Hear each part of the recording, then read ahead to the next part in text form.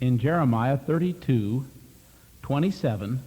He said, "Behold, I am the Lord, the God of all flesh. Is there anything too hard for me?" I'd like to couple those two phrases together. God with a challenge, "Is there anything too hard for me?" And Christ with a challenge, "Where's a man to send? The labors are few." Now, when I think of that word labor, I think of sweat. Somehow, young people, labor just isn't the same to me without a little bit of sweat. Maybe I'm part of that old school that's still around a little bit. My grandfather, who was born in Scotland, raised in Scotland, used to tell me, "Bruce," he said, "don't even talk to a man that won't work." He said, "He'll be a bad influence on you." My grandfather believed in working. He was a hard worker. I was in the southern part of Indiana representing the mission on a weekend series of services, and the subject of labor came up, and it was kicked around a while in a Sunday school class. And finally one of the men said, "Where I work, the preacher works." And the boss said to the preacher the other day, "Preacher, you got to work this Sunday." "Oh," he said, "I can't work on Sunday. I'm a preacher. I've got to preach. Got to go to church." Well, the boss said, "You come in 10 o'clock at night. 2 hours wouldn't hurt." Well, the preacher said, "I'd rather not." The boss said, "Either you come in at 10 o'clock Sunday night or you're fired." Oh, the preacher said to the boss, "I'll be there." But the preacher said, "I fool him." He said, "I punch in at 10 o'clock. Then," he said, "I hide for 2 hours. That way I can keep a clean conscience."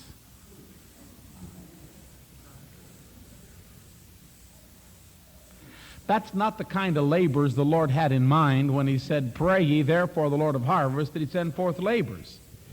He's not looking for someone that's hiding from the job. Back when hippieism was flourishing, probably 15, 18 years ago, we were working with drug addicts, called themselves hippies, in the Akron area. And we tried to deal with them. We gave them a place to stay and counseled with them. We tried to put the hippie boys in with the alcoholic men, but it didn't work too good. I guess the generation gap was too big. The alcoholic men said to the young fellows, "If I was young like you, I'd go out and get a job." And the young men said to the alcoholics, "If I was old like you, I'd commit suicide." So it was somewhat of a generation gap. We separated them, kept the alcoholic men in our dormitory, and kept the hippie boys in what we called the brown house. One day we were doing some work trying to put in a septic system by hand, digging the hole by hand, and I said to a few of the hippie boys, "Come on, fellas, we got some work to do." Well, one good thing about the hippies, they didn't have to change their clothes to work. They was more or less dressed for the occasion. We went outside to where I wanted to dig this hole, and there was a wheelbarrow there, and one of the hippie boys looked at the wheelbarrow and he said, "What's that?" I said, "It's a wheelbarrow." He said, "Is it an antique?" "No," I said, "it's pert near new." He said, "Can I try it?" I said, "You sure can." We put what I thought was a good sized load in the wheelbarrow, and he said, "Aren't you going to fill it?" I said, "These things don't run like you think they do." I said, "You fill it." Boy, he did. He rounded that thing off. He spit on his hands, he grabbed the handles, he made it 2 feet and went end over end. He jumped up, he said, "Who tripped me?" That's not the kind of labors the Lord's looking for either. He's not looking for those that are hiding from the job, nor is he looking for those that are biting off more than they can chew. He is looking for willing workers capable for the task. Pray ye therefore the Lord of harvest that he would send forth labors. I had just turned 20, and I had been 1 year at Salem Bible School, where I completed 1 year course, a Bible course given in 1 year. And it was my second year of college. I had gone to God's Bible School, actually, for that year. And I was there. I had a job. I had an apartment. I was looking forward to a good year. In fact, I was on my way to the college, just a matter of blocks away, when God spoke to me, said, "I don't want you in God's Bible School this year." Now, it was so plain I knew God was speaking. I immediately let the apartment go to another young fellow that needed it and gave the job to another fellow and packed up and went back to Barberton, Ohio. Barely got home till the president of Salem, where I'd been the year before, called me and said, "We noticed you didn't enroll today. Where have you been?" Well, I didn't want to tell him I'd been at another Bible school. I said, "Oh, I've been around." He said, "Well, why don't you come out and enroll?" I said, "I believe I will." And I drove yet late that night out to Salem, about 50 miles from my home, and enrolled that night as a regular ministerial student. The next morning, I was in the library looking at some books that I thought I'd soon be studying from, and God said, "I don't want you in Bible school." Well, it's not that I was trying to get out of college, because I'd been in 2 in less than 24 hours. That's got to be some kind of a record. And I said, "God, if you don't want me in Bible school, what do you want me to do?" And God showed me a mental picture of an alcoholic. I saw the debauched condition. God said, "I want you to work with alcoholics." I rose to my feet. I went home, said to my father, "Dad, God doesn't want me in college." He said, "What does he want you to do?" I said, "I believe he wants me to deal with alcoholics." He said, "If that's what God wants you to do, don't you dare do another thing." I said, "How do I get started?" He said, "You need a building." Dad and I went to the slums of Akron. In 2 blocks, there were 22 places to buy liquor. One beer joint was called the Bucket of Blood. So many men had been murdered there. We found a building for rent in the corner of Barges and Main Street. We secured a key, looked the building over, got on our knees, and Dad prayed, "Lord, if this is the building you want us to have, open the doors. If this is the way you want us to go, move the mountains." I just turned 20. I'm 41 now. You could imagine how young I looked 20 years ago. My age has been a problem for me in the past. No doubt will be a problem for a few more years. When I was 27, father of 2 children, I went to a store to buy an arrow. I took the arrow to the cash-out counter, said to the lady, "I'd like to buy this arrow." She said, "I'm sorry, sonny, I can't sell it to you. You have to be 16. I said, "I'll put it right back." No way I was going to try to convince her I was 27 if she didn't think I was 16.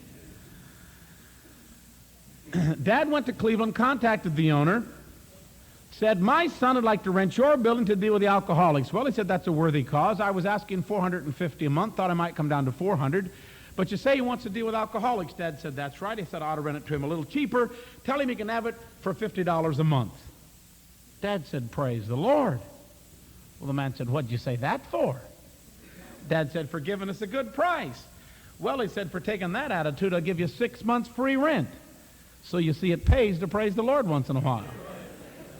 We had the building, 6 months free rent. All we had to do was fix it up a little.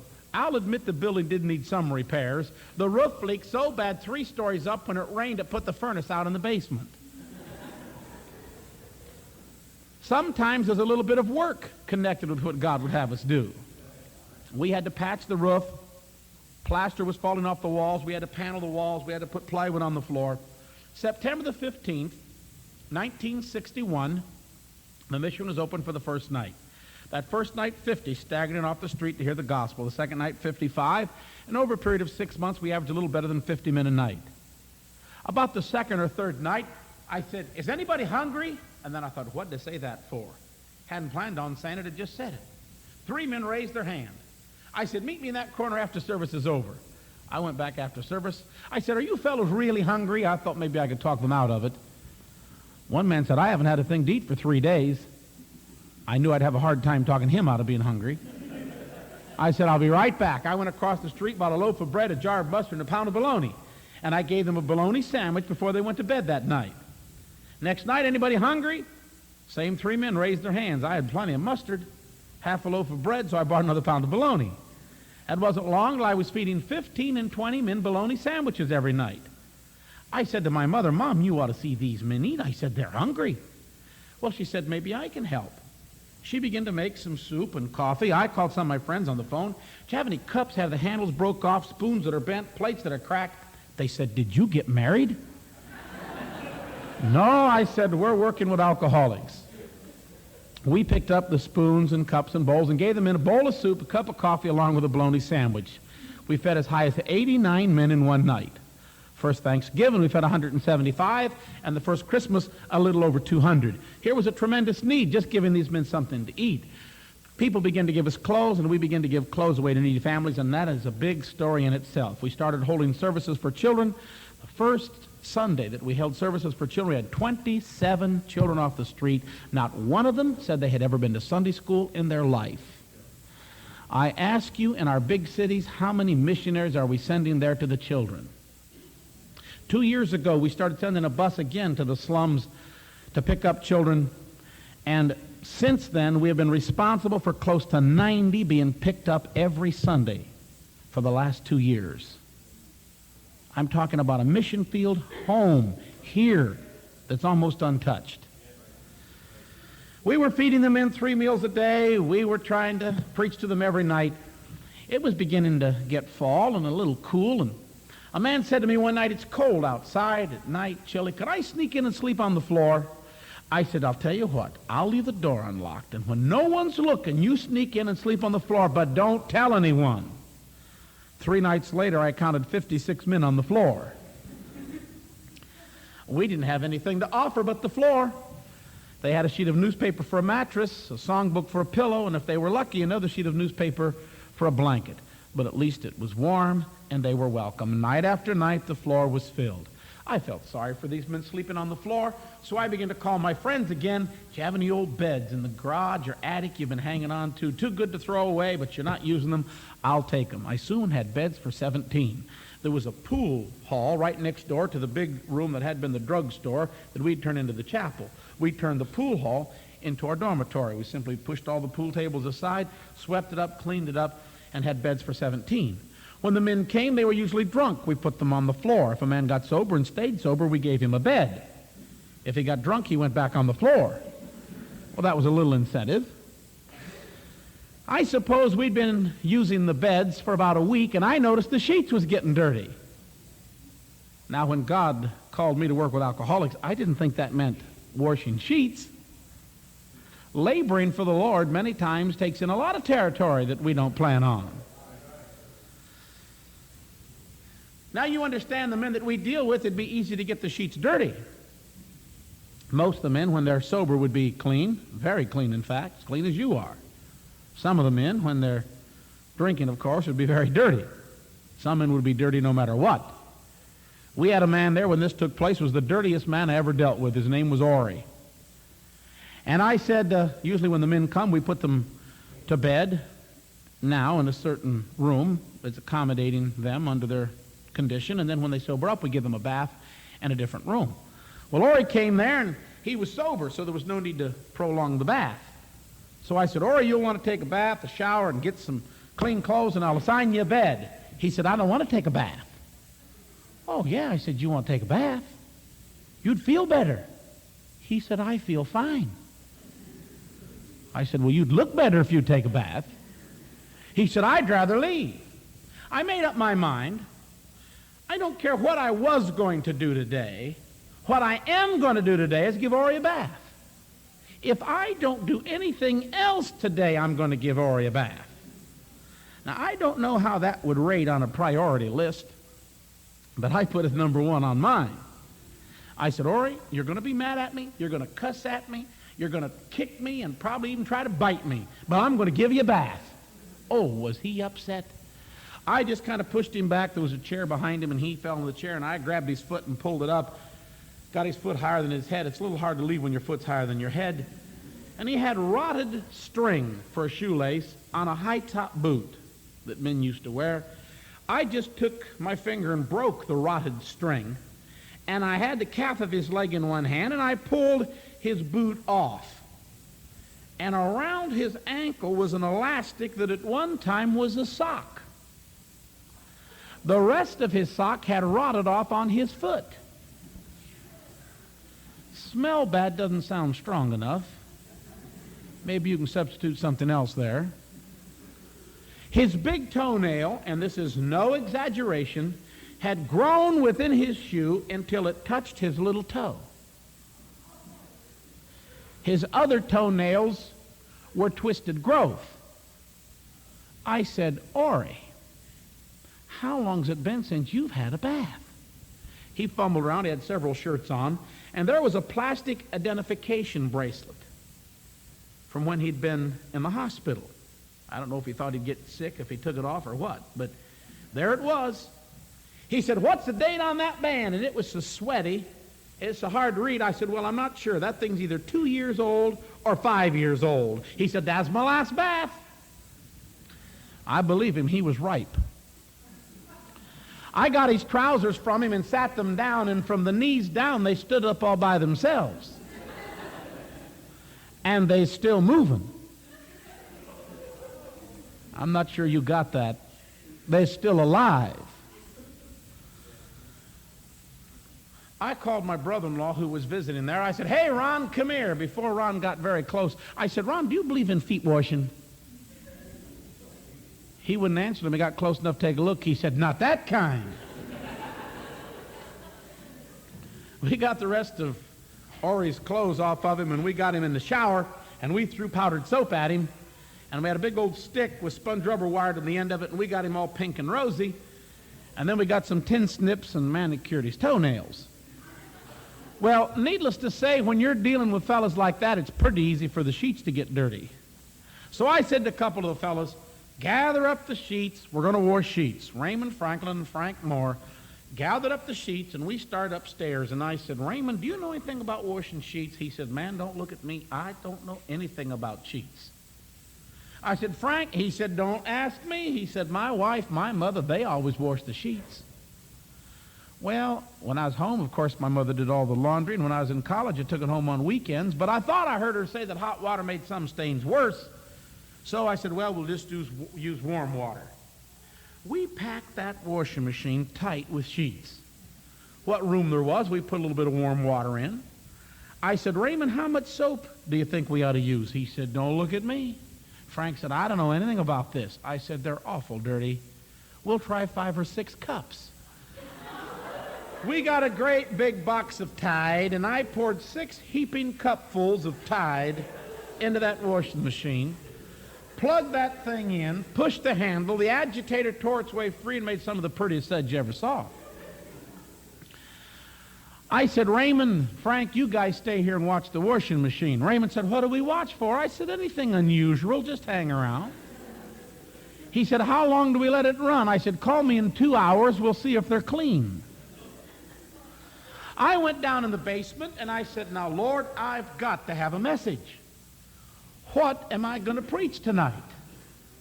Here I am in the basement, washing machine chugging away 2 stories up. I'm trying to get a message. All of a sudden, I hear someone rap at the door.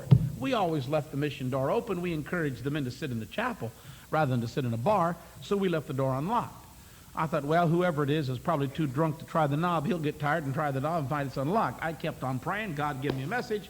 And somebody kept knocking at the door. Well, it's a little hard to pray when somebody's knocking at the door. So I thought, well, I'll take the time and let him in. I went up the stairs, out of the basement, looked through the chapel, big glass door, and there was Cherokee, full-blooded Cherokee Indian. I said, "Hey, Cherokee, come on in. Door's open." He just kept on pounding. I thought, well, maybe somebody did lock it. I went down through the chapel, turned the knob, opened the door, said, "Come on in, Cherokee." He was just as mad and as red as an Indian could be. And that's pretty mad. He had a butcher knife about that long. He said, his eyes just a-snapping, "Is Raymond Franklin here?" Well, Raymond Franklin was watching the washing machine. I took a look at that knife and I said, "What do you want Raymond Franklin for?" He said, "I'm going to slit his throat." Oh, I said, "You wouldn't want to do that in the church, would you?" He said, "I'd do it anywhere." "Is he here?" Well, I said, maybe he is and maybe he isn't. He said, "He must be here." You'd say no. He started past me. I realized I had to do something fast. I reached over his shoulder, grabbed the knife by the back of the blade, jerked it out of his hand, threw it on a table right inside the door with a little pile of songbooks on it. When he turned around, I went like that. Must have made him mad. He took a big old swing.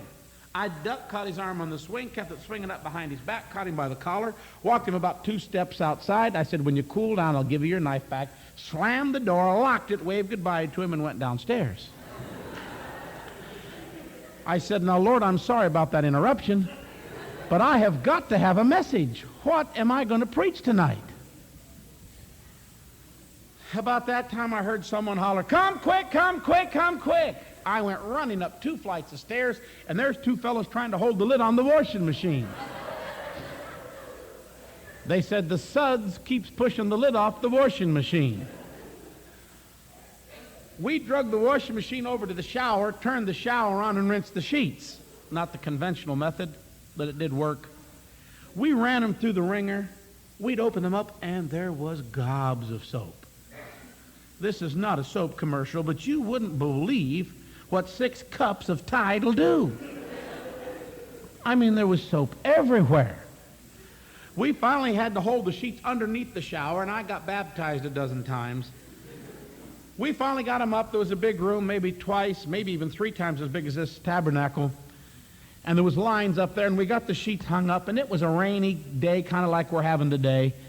And I said, "You fellas stay here and blow on the sheets. I'm going in the basement." I got in the basement, and I said, "Now, Lord, I've got to have a message. I know what it's like to get up and face people, and you don't have anything to say. I've got to have a message. What am I going to preach?" And then I heard someone rap at the door.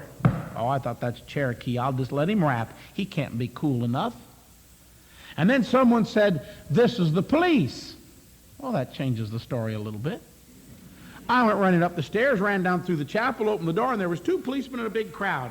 I said, "Can I help you, officer?" He said, "We just wanted to make sure you's okay. Cherokee came up on one of the bars and said he got in a fight with you and cut you up in little pieces." Oh, I said, "He's mad because I took his knife away. I'll get you his knife." The policeman said, "I don't want his knife. I just wanted to make sure you's all right." Zoom. He's gone. Next thing I knew, it was time for church. There I was on the platform, no message, wet, ripped sheets, no food to feed the men, and no one to help. And the devil said, "Boy, have you got it hard." I want you to know the devil is an expert at sympathy. Young people, if you want someone to feel sorry for you, the devil will do it. He's an expert. Poor me. No one to lead the singing, no one to call on to pray, no one to stall while I get a message, nobody to help, no food. I'd fed them in the last food at noontime. This would have been the first meal we would have missed. No food, no one to help. Boy, have you got it hard. I thought, well, there's no need feeling sorry for myself. I'll try to sing. Sometimes when you're discouraged, you can sing, and it might encourage you. If somebody hears you, it might discourage them. But so I grabbed a songbook there, and I fumbled around. I found a song I thought maybe I could sing without any music, no one to play the piano. And so I said, "All right, fellas, now how many's got a songbook?" Nobody had any, so I went down and passed them out. Now I said, "When you get this number, stand." And I finally had a good group standing. And I said, "Here we go." Boy, I was familiar with the song.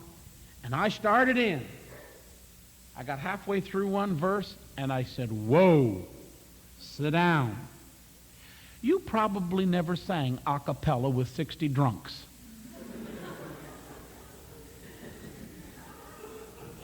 Don't try it.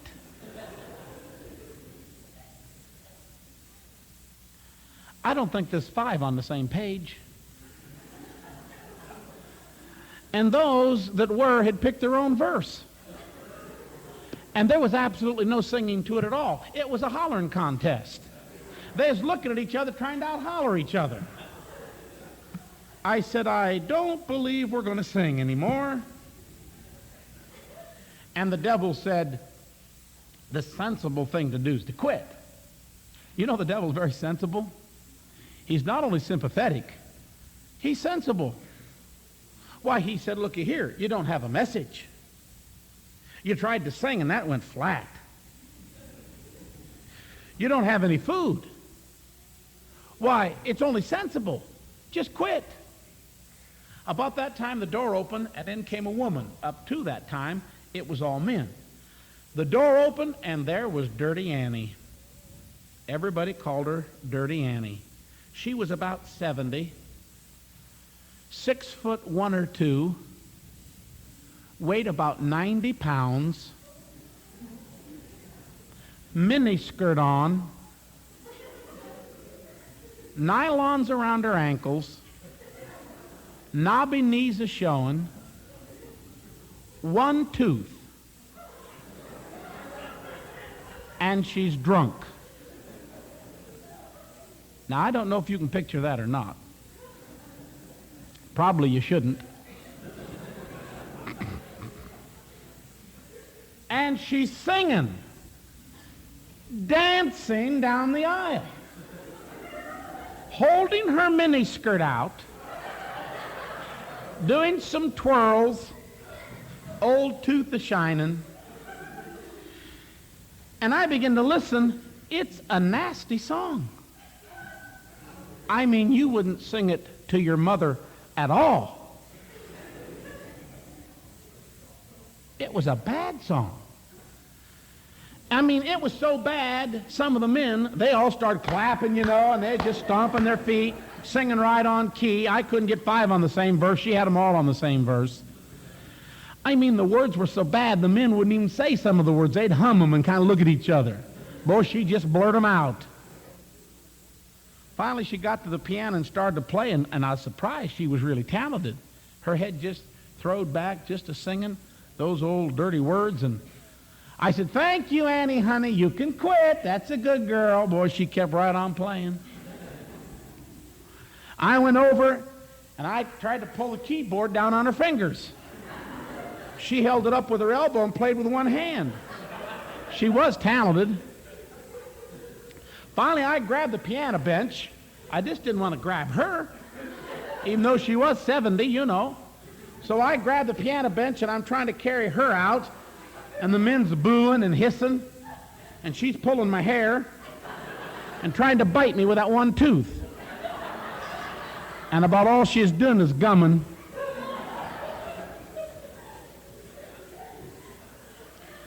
You ever try to carry 90 pounds of Wildcat and wipe the gums at the same time? That's a hard job. I finally got her outside. She wouldn't give me the piano bench back, so I let her keep it. I locked her out. She stuck her tongue out at me. I told her that wasn't very ladylike. I got back behind the pulpit, and the devil said, "This is sacrilegious." You know the devil's very religious. Well, he said, "This is terrible. Sacrilegious." Well, you got to close now. This is sacrilegious. I opened my Bible, and I said, "Lord, if you've got a message for me, you better give her to me quick." My Bible opened to one of the parables, and I thought, man, I can tell that story. Heard it all my life. I was just ready to take my text and tell one of the parables. I think it was the parable of the lost sheep. I was just ready when I heard a rap at the door. Right there was a door that led off to Barges Street. Here was Barges Street, and here was Main Street. I could touch that door.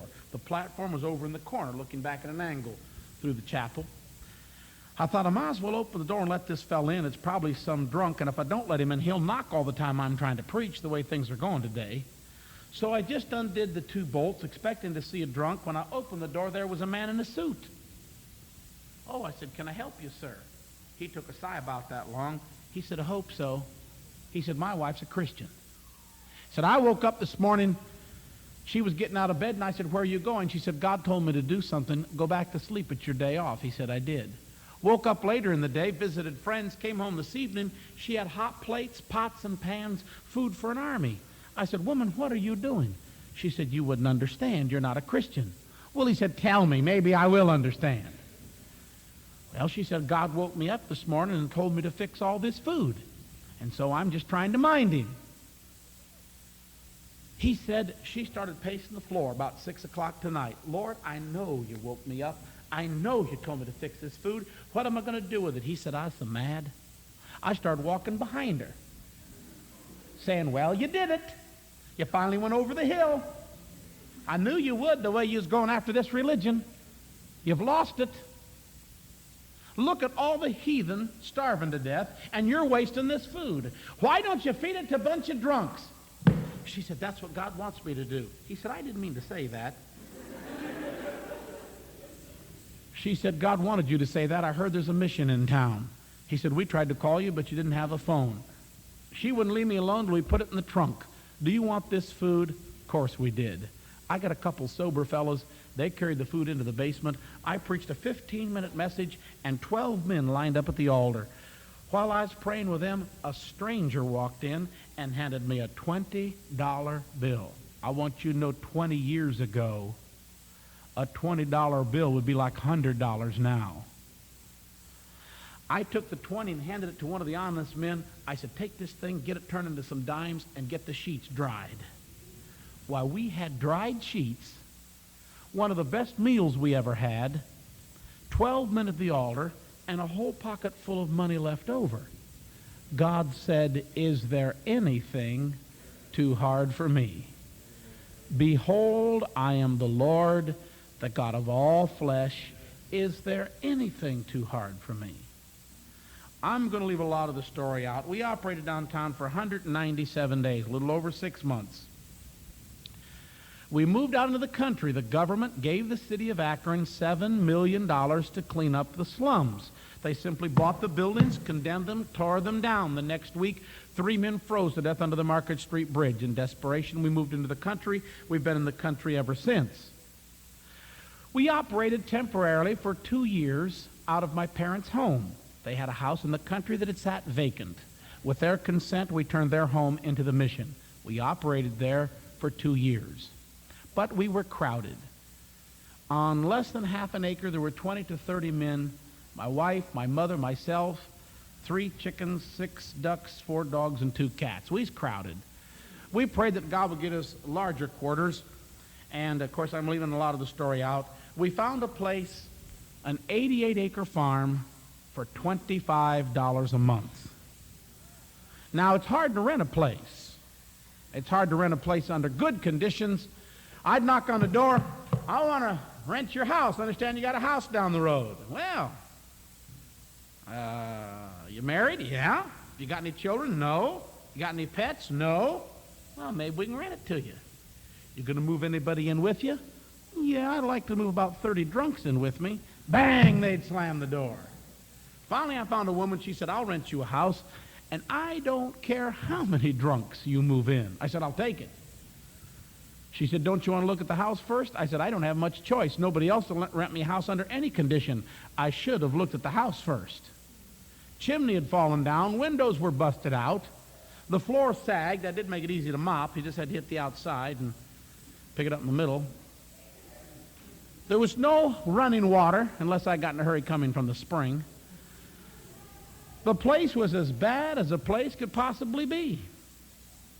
We moved in, tried to fix the place up. We carried 14 wash tubs of human filth out of the basement. People lived there before, cut a hole in the floor, and just used the one room for a restroom. I'm talking about labor. You know, young people, if you want to do something for God, don't expect an easy life.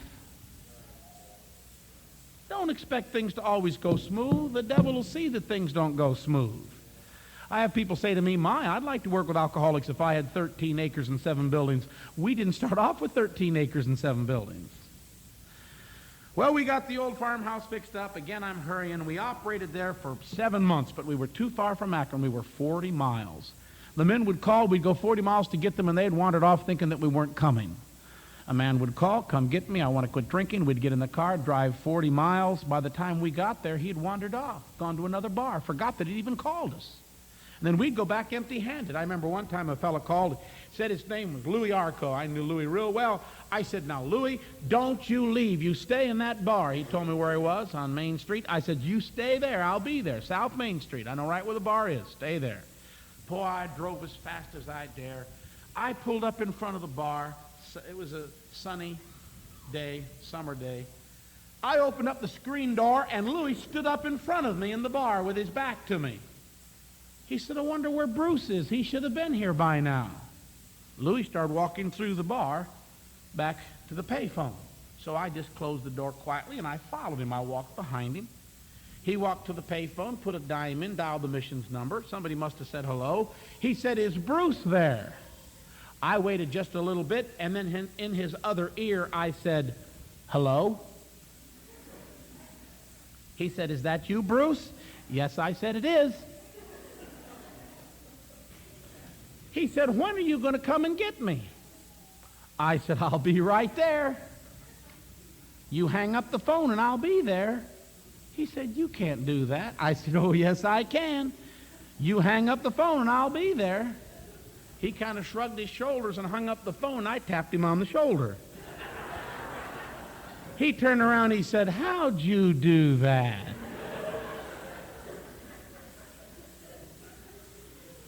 We got halfway home. He said, "You know, I think I'm going to quit drinking. I'm starting to imagine things." Well, it wasn't always that easy to pick the men up. They'd call, and we'd drive the 40 miles to get them, and they'd wandered off thinking we weren't coming. So we prayed God would give us closer quarters, closer to the Akron area. Thanksgiving Day, 17 years ago, we were contacted by a real estate man who said, "I found a building on Taylor Road."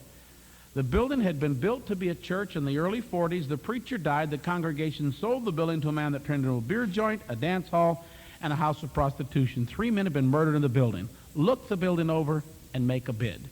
Thanksgiving Day, Dad and I got on our knees on the main floor, and Dad prayed, "Lord, if this is the building you want us to have, open the doors, move the mountains." Dad said, "What do you think it's worth?" I said, "I have no idea." He said, "Let's offer them $6,500. That sounded like a lot of money to me. I said, "Whatever you think it's worth." Dad called Mr. Taylor, the real estate man, said, "We'll give you $6,500 for the building." "Well, Reverend," he said, "that'll never buy it. The property's worth $1,000 an acre, and there's 6 acres. He said, "The building's worth another 6. Dad said, "All we'll give is $6,500. Mr. Taylor said, "I'll put in your bid, but don't expect to get it." The day of the auction came. It was a closed auction just for real estate men, bankers, and such. Mr. Taylor, the real estate man, went to the auction to represent us. The auctioneer said, "What's the bids for the building?" One man said, "I'll give $9,500 in monthly payments." "Fine. Anybody give $10,000? No one said anything. "Mr. Taylor," the auctioneer said, "I thought you had someone that wanted it." "Oh," he said, "I do. I got a couple preachers, but all they can give is $6,500. He said, "Well, what would preachers want with a beer joint?" Oh, he said, "I can answer that. They want to work with alcoholics." "Are you serious?" "Yes." And then he told the work we'd done up to that time. "But all they could give is $6,500. You've been offered $9,500. President of the bank jumped up. He said, "Are you telling me these preachers want to turn this beer joint back into a church? That's what it was originally built for." Mr. Taylor said, "That's right." The president of the bank looked to the auctioneer and he said, "The bank will take a loss, sell it to the preachers for $6,500. The auctioneer said, "Sold to the preachers." God said, "Is there anything too hard for me?" They said, "We'll give you 3 days to raise the money." I thought that was awful nice of them. I'd lent a fellow $500 years before, so I borrowed that back. That left us 2 days to get the $6,000. A woman in Florida said, "If you ever need any money, just let me know." We thought this was a good time to try her out. So we contacted her and borrowed $3,500 from her, $2,500 from a farmer friend of ours, paid cash $6,500. We moved in December the 5th. December the 6th, we had 5 men. I said, "Where'd everybody go?" "Well," they said, "the old farmhouse was bad, but this place is worse. And they're not going to stay around and clean it up." And the devil said, "If these men are too lazy to clean up a place for themselves, they don't deserve a place." And I won't argue that. But does any of us deserve any good thing that God gives us? We don't deserve it. I said, "Well, I'll clean it up myself." I mean, it was a mess. The basement was flooded, and it was in the wintertime, so that was ice. The well had gone dry. There was no water. It was hot water heat, so no water meant no heat. And here it is, December the 6th. 5 men left. You could hold a match, the main floor not quite as big as this tabernacle. You could hold a match on the main floor and the wind would blow the match out. That was with all the windows and doors closed. So we started in. I mean, we had to patch and fix up, and I tried to get a little heater. And of course, I knew we had to have water, so I called a well driller. I said, "We've got to have a well dug. Canal Fulton. He said, there's not a thing I can do in this kind of weather. He said, but I'll put you on the list, preacher, and in the spring, I'll get around to you as soon as I can. I said, we can't wait till spring. We've got to have a well now. He said, preacher, you don't understand well drilling. We can't do it in the winter. We have to have warm weather. Call me in the spring, and I'll come up and dig your well. I said, well, what if it warms up now? He said, preacher, this is December. I said, I know that, but what if it warms up? He laughed. Okay, preacher, when it hits 70, you call me on the phone. I'll dig your well. People joined us in prayer, and 3 days later, it was in the 70s. I called him on the phone. He said, I don't believe it, but I'll be up and dig your well. I promised you would. He came up and dug. God said, is there anything too hard for me? You know the trouble, young people, we try to do the things we can't do, and we don't do the things we can do. You can't change the weather. You can't work miracles, but you can take time to read your Bible. You can't live without sin. You're not strong enough. But if you take time to pray and read your Bible, God's able to give you the victory over sin. Well, I borrowed the money from Fair Finance, $565.82, and I paid for the well, but I still didn't have water. We had to have a pump, and everything went with it. We just had a hole in the ground with a pipe sticking up. A man from Pennsylvania, Allentown, he said, Brother Levan, he said, I got a little hardware store, and if you ever need any plumbing equipment, let me know. He said, I'll give you the best deal I can give you. He said, I'll give it to you at my cost. We called him on the phone. He said, I'll tell you what, let me call you back. He called the factory, and he called back. He said, the factory said you can have a pump at their cost, a $400 pump for $200, a submergible pump. Had to go 200 foot in the ground. I said, we'll take it. He pulled up with his truck and all of his equipment, the tank and that went with it and the pipe and so forth, and he put the pump in the well. Just about that time, my father pulled up. My father's an evangelist, and Dad said, how's things going? I said, Dad, things are going great. God warmed up the weather. We got the well dug. I borrowed the money from the finance company. Brother Levan is selling us a pump at the factory's cost, $200 for a $400 pump. Oh, he said, that's cheap. Give him $200. I said, I don't have $2, let alone $200. Now, if you don't know my father, you won't understand this. Dad just knelt right there outside by the pump, and he prayed, God, this is your mission, and this is your well, and this is your bill. And Lord, if you don't pay your bills, you'll get bad credit. He jumped up. He said, I'll take Brother Levan home with me. You dig up $200. Well, I didn't know where to dig her. I'd already been digging.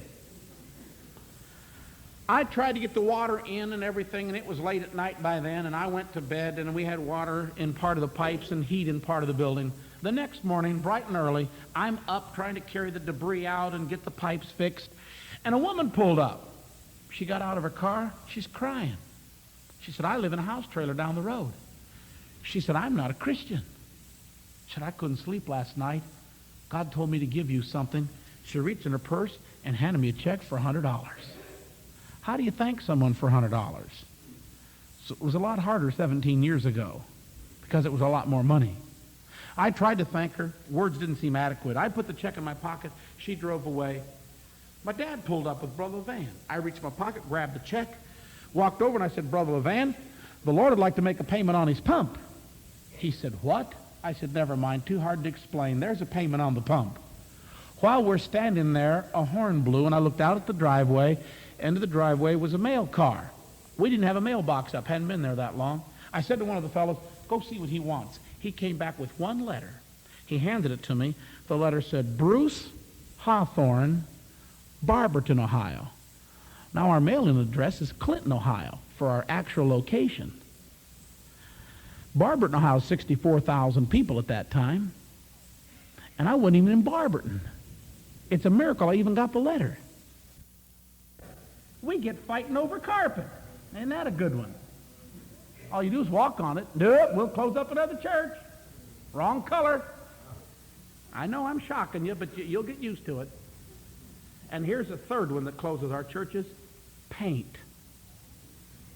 Of all the things to close a church over, paint. I mean, you could give everybody a paintbrush and 3 feet and say, paint it your color. You know, and then you could say, there's mine. I painted that. That's my color. I like that green. No. we close another church. Fussing and fighting over paint and carpet and pianos. Now, I can tell you're really stunned, but that's the facts. Don't go looking around for the communists to close us up, because I don't know the communists are ever coming. But I do know that we're fussing and fighting over these little things, and that's what's closing our churches. Well, anyway, I didn't mean to get into all that. I had a year reprieve. For a solid year, nothing happened. What actually happened was the county turned our case over to the state, and it took the state a year to get around to us. They had a lot of other places to check out first. So the state came and went through the same thing. Ceiling's too low, too many men, you got to close. I said, I can't close. They said, you got to close. We'll padlock the door. I said, I'll knock the padlock off. They said, jail. I said, Cassius Clay. Went through the same thing. They said, 30 days and we'll be back. I said, bring a box of locks because I'll knock them off.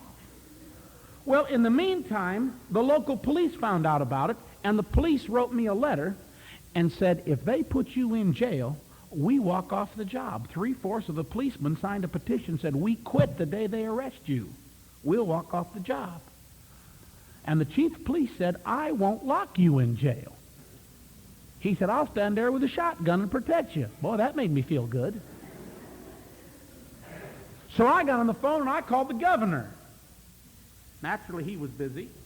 So they let me talk to another fellow next in line in his office.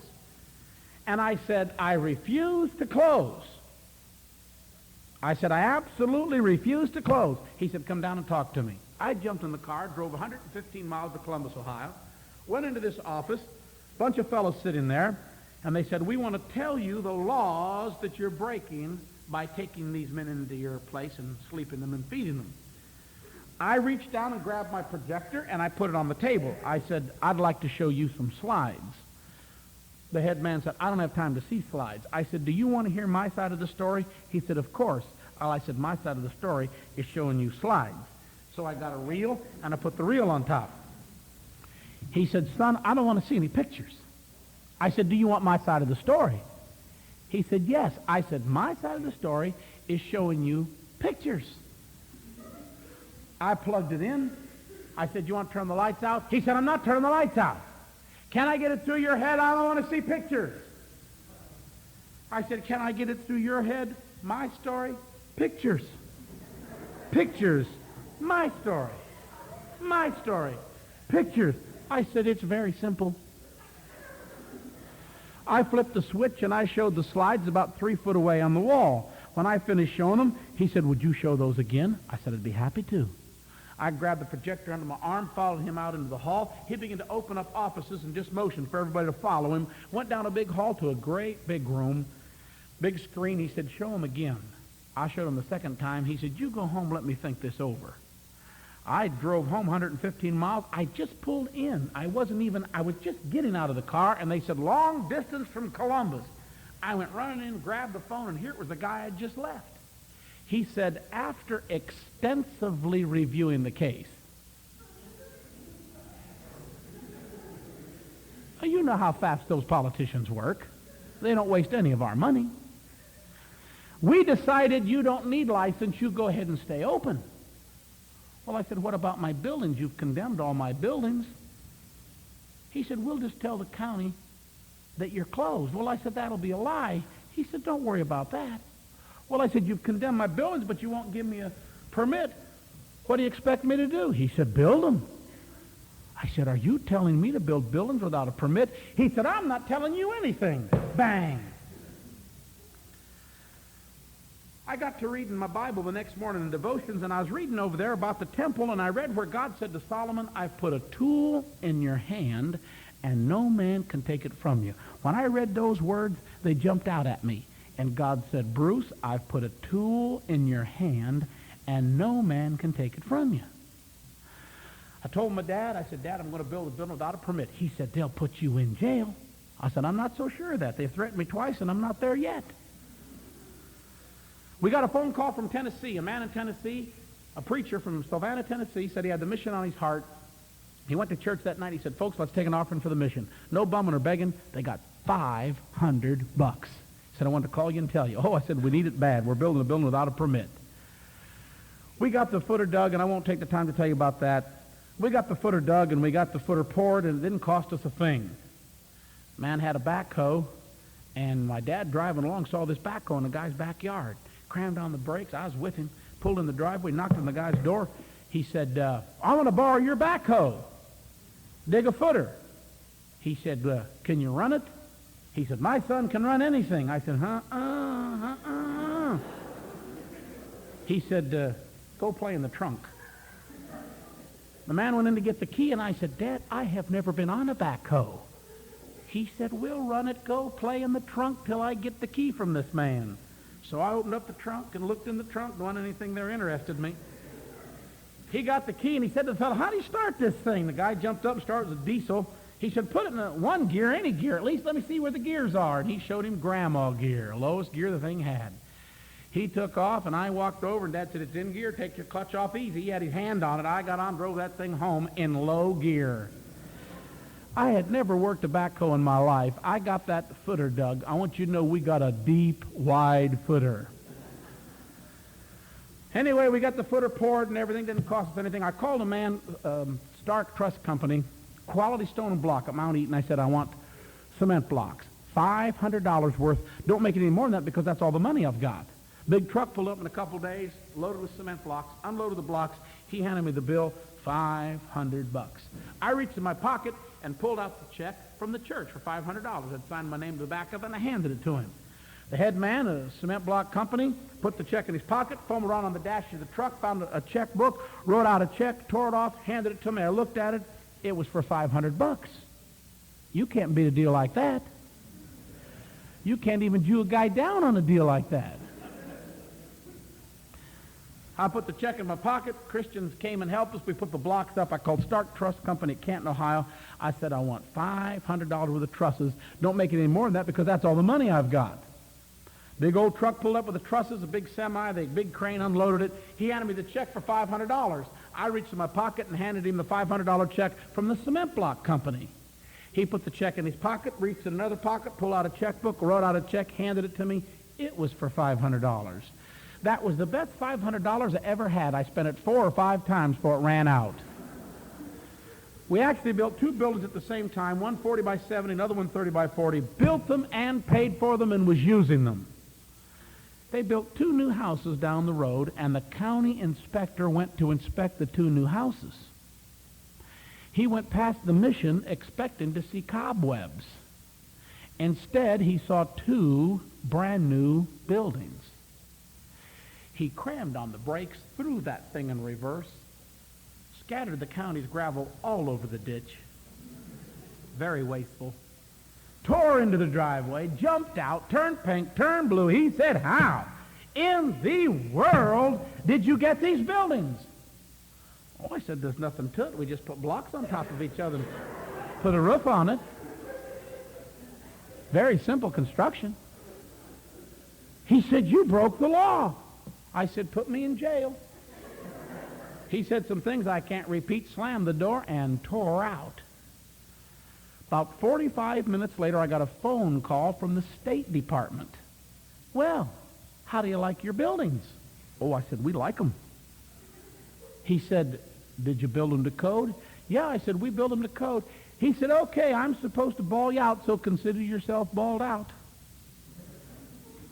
I said, is that it? He said, that's it. I said, aren't you going to tear them down? He said, that'd be trespassing. I said, aren't you going to put me in jail? He said, we tried that. You got 2 new buildings. I said, I need another one.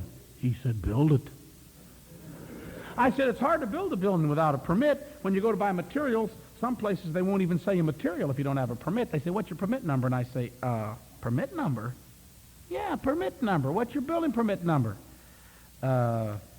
We don't have one. Yeah, you've got one. Call home and get your boss. They never would believe I was the boss. Call home and get your boss, and he'll tell you what it is. Well, some places they wouldn't even sell us material. He said, have your architect send me a blueprint, and he said, I'll give you a state permit, and you can use that number. I said, we don't have an architect. That fellow wanted $7,000 to draw up the blueprints. We're going to build the building for $7,000. He said, put some lines on a paper and come down and see me. I said, I can't draw up a blueprint. He said, you can't make a mistake. Put some lines on a paper and bring it down to see me.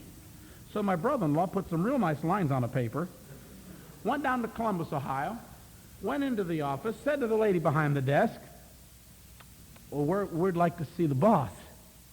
She said, do you have an appointment? Appointment? He didn't say anything about appointment. He just said, tell the lady behind the desk, Hawthorn from the Barberton Rescue Mission. Why, she said, you'll never see him. He's a busy man. Some people have to wait 3 months to see him. I'm his secretary. You'll never see him. Would you just please tell him that we're here? She said, I'll tell him, but you'll not see him. She's a sweet thing. She went down the hall, her heels just a-clicking. She came back clicking double time. Her eyes about that big. She said, you must be big shots. He said, bring him in, don't keep him waiting. She said, he's never done that before. He had another fellow in there. He took the other fellow's blueprints and scooted them off on the floor. He grabbed ours, grabbed a rubber stamp. He said, nothing wrong with that. He said, go build her. We got those blueprints home and got to looking at that building, and it wouldn't fit on our lot. We had it 30 feet in the neighbor's cornfield.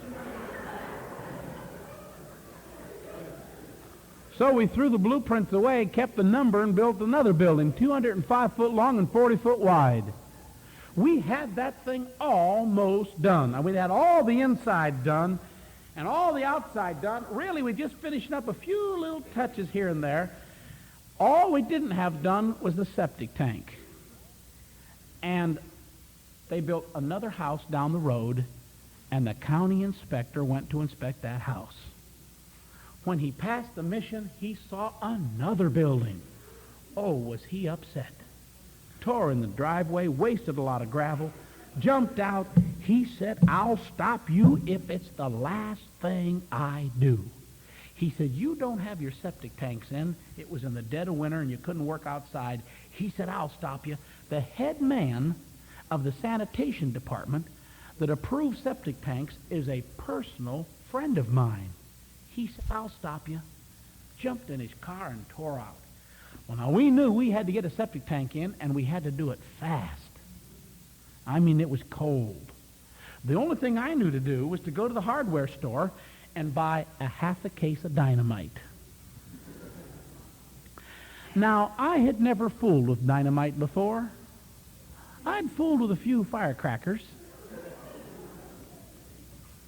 And really, those little sticks looked awful harmless. So we took 3 and we wired them together, and we said, where do you think this hole ought to be? Where would be a good spot for this septic tank? And we all agreed that right out there'd be a real nice spot, about 30 foot from the building. So we walked out there and we laid the 3 sticks of dynamite down, and we put a little stone on top of them so the wind wouldn't blow them away. And then we ran that wire around the building. And then we said to all the alcoholics, look out. Boom, boom. Everybody's kind of peeking around the corner. My brother-in-law grabbed the handle, and he pushed her down. Now, we expected a little bit of noise. That thing went kawoom. You never saw alcoholics run so fast in all your life. I want you to know it took the stagger out of them. One of them even got to praying, oh, God, help us. Look what the preacher's done now. We blew all the windows out of one building and most of the windows out of another building. And I think our neighbors heard us. You know, the neighbors in Canada. I mean, there's chunks as big as a car falling out of the sky. Now, we wanted a hole big enough for a septic tank. You know, a septic tank's about twice as big as that piano. Not any higher, not any longer, but maybe twice as wide. We had a hole big enough for a Mack truck. This semi came to bring us the septic tank, and the man got out and he looked at the hole and he took his glasses off and looked at the hole. He said, "Man, when you guys dig a hole, you dig a hole."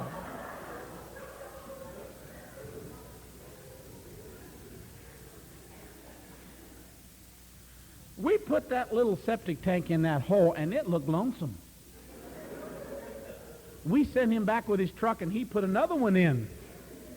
And then we put the leach bed in the same hole, and we still had 3 holes left over. We was pushing mud for a day trying to cover that thing up. We finally got the thing covered up. The next morning, bright and early, I saw a white car go down the road, come to our driveway, and turn in, and it had sanitation department in black letters on the door.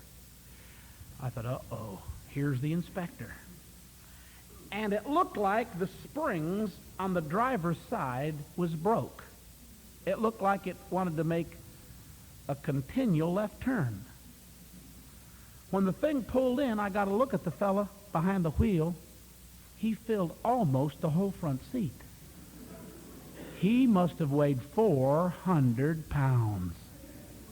Looked like that poor car wanted to make left-hand turns.